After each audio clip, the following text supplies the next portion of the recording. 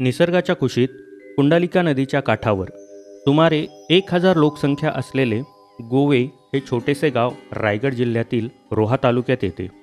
या छोट्याशा गावचे रहिवासी श्री हसन मसलाई हे एक यशस्वी मत्स्यबीज उत्पादक व शोभिवंत मत्स्यबीज उत्पादक म्हणून देश पातळीवर हंस ॲक्वाकल्चर या नावाने नावारूपास आले आहेत.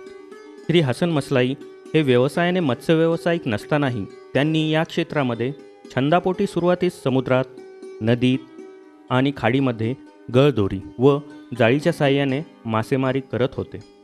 गोवे या गावातील होतकरू व बेरोजगार तरुणांना हाताशी धरून कुंडलिका मच्छीमार सोसायटीची स्थापना केली आणि धरण भाडे तत्वावर घेतले.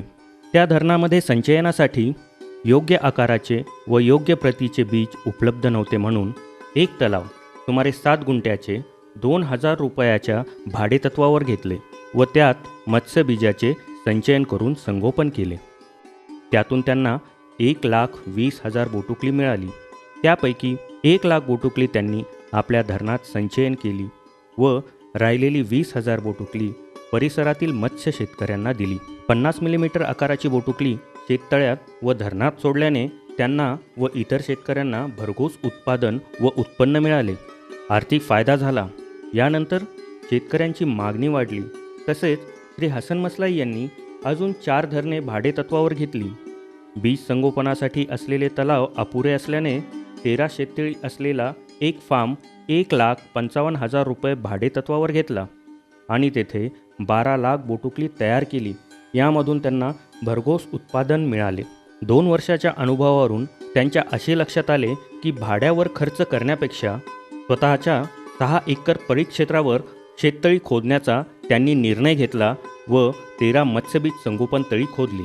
मागील 6 ते 7 वर्षापासून आपल्या शेततळ्यांमधून कतला, रोहू, मृगल, सायप्रिनस, गवत्या, चंदेरा व इतर मत्स्यबीज संगोपन करतात व प्रतिवर्षी एकूण 70 लाख मत्स्यबीज तयार करून शेतकऱ्यांना विकतात.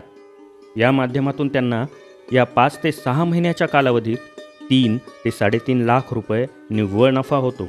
मत्स्यबीज उत्पादनासाठी लागणारे तांत्रिक मार्गदर्शन श्री अजित वाकडे, AFDO मत्स्य विभाग व श्री माधव गीते मत्स्य विषय विशेषज्ञ, कृषी विज्ञान केंद्र रोहा यांचे लाभले. तंत्रशुद्ध मत्स्यबीज संगोपन: तळे सुकविणे, तळी नांगरणे, चुन्याची योग्य मात्रा देणे, तलावात पाणी भरणे, ब्लिचिंग पावडर व खतांची योग्य मात्रा देणे, पानकीटकांचे निर्मूलन करणे, बीज संचयन करणे आणि खाद्याची योग्य मात्रा देणे. अशा पद्धतीने 60 दिवस संगोपन केल्यास 50 मिलीमीटर आकाराची मत्स्यबोटुकली आपल्याला मिळते. सरासरी 50% मत्स्यबोटुकली या संगोपन कालावधीमध्ये आपल्याला मिळते. ओढजाळ्याच्या साहाय्याने तलावातून मत्स्यबोटुकली काढली जाते व एका गोल टाकीमध्ये आणून ठेवली जाते. कमीत कमी 8 तास जास्त घनतेत टाक्यांना शॉवर लावून ठेवली जाते. या पद्धतीला कंडिशनिंग असे म्हणतात. यामुळे मत्स्यबोटुकलीचे पोट रिकामे होऊन वाहतुकीदरम्यान विष्ठा कमी टाकली जात असल्याने वाहतुकीदरम्यान मरतुकीचे प्रमाण कमी होते.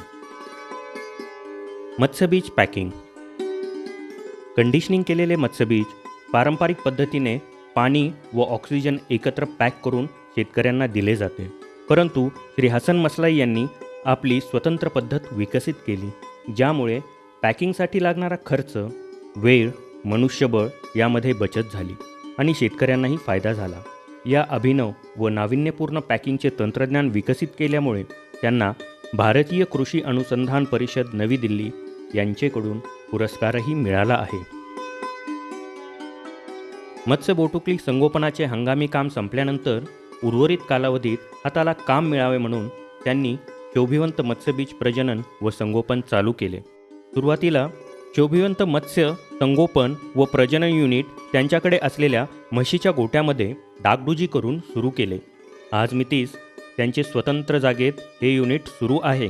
शोभिवंत मत्स्य व्यवसायातून वर्षाकाठी सरासरी 22 लाख रुपये मत्स्यबीज उत्पादन घेतले जाते.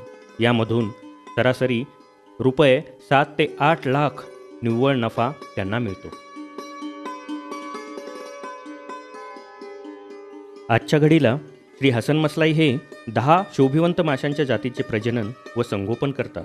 यामध्ये goldfish, oscar, severum, silver dollar, koi carp, tiger shark, tiger barb, arulius barb, filamentous barb, negro barb या जातीत येतात. कोई कार्पचे प्रेरित प्रजनन ते स्वतः करतात. या व्यतिरिक्त त्यांनी शोभिवंत माशांसाठी स्वतःचे खाद्यही बनविले आहे, ज्यामुळे मासे लवकर प्रजनन पक्व होतात व जास्त प्रमाणात अंडी घालतात.